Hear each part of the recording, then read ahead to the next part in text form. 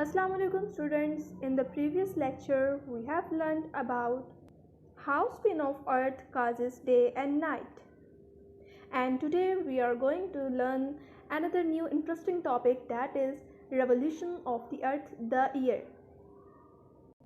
So let's start reading.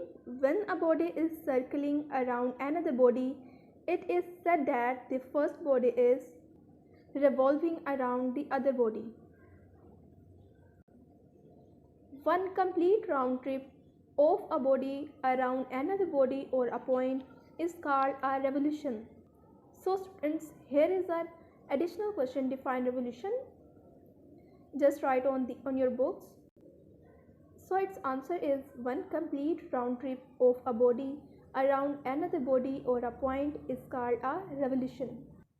It's mean that our earth is revolving around the sun in an orbit and complete its one circle around the sun.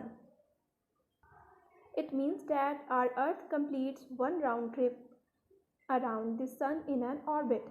So the definition is one complete round trip of a body around another body or a point is called a revolution. So here is an additional question. Let's learn. The earth also revolves around the sun. This is called orbital motion of the earth. So just write a question, define orbital motion. You will learn its answer. The earth also revolves around the sun. This is called orbital motion of the earth. Students, it's very interesting that our earth moves in two ways. First is the orbital motion and the other is the spinning motion of the earth. Spinning motion of the earth is the motion in which earth rotates on its own axis. This is called the spinning motion of the earth, while the orbital motion of the earth is the motion in which earth rotates around the sun in an orbit. This is called orbital motion of the earth. And it is also very interesting that our earth completes one revolution around the sun in about 365 days. And you know that 1 year almost have 365 days. So let's start further reading. The path of its orbital motion is nearly a circle of radius 152 million kilometers. Students, this is very important MCQ, so highlight this MCQ.